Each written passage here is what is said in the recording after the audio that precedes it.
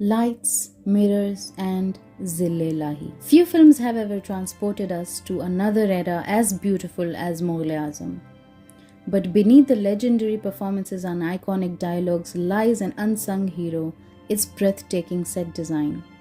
From the shimmering walls of Sheesh Mahal to the opulent palaces of Akbar's court, every frame is an ode to the grandeur of Mughal architecture.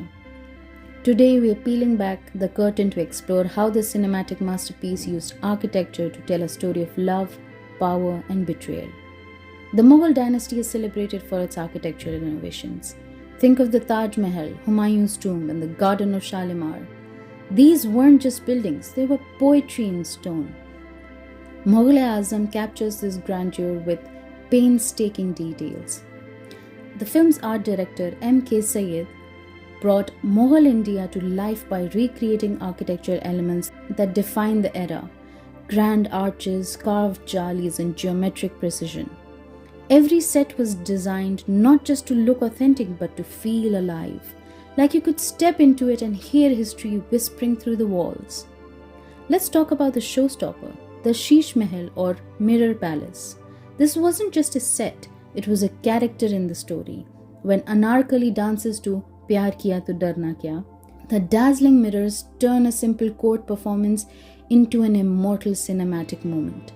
The Sheesh Mahal was inspired by its real-life counterpart in Lahore Fort, Pakistan. But here's the twist. The film's version elevated the concept.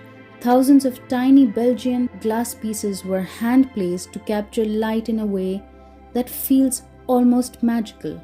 This set alone reportedly cost more than some entire films at the time. Now let's step into Akbar's court, a space designed to command authority. Notice the towering arches, colossal columns, and the sheer scale of the set. These weren't just architectural elements, they were symbols of Akbar's might. The court's design mirrors real Mughal palaces, but adds cinematic flair. For example, the use of deep red tones in the film conveys both luxury and power, a nod to the empire's love for red sandstone monuments. The Mughal love for nature was evident in the architecture, with gardens designed as havens of peace and balance.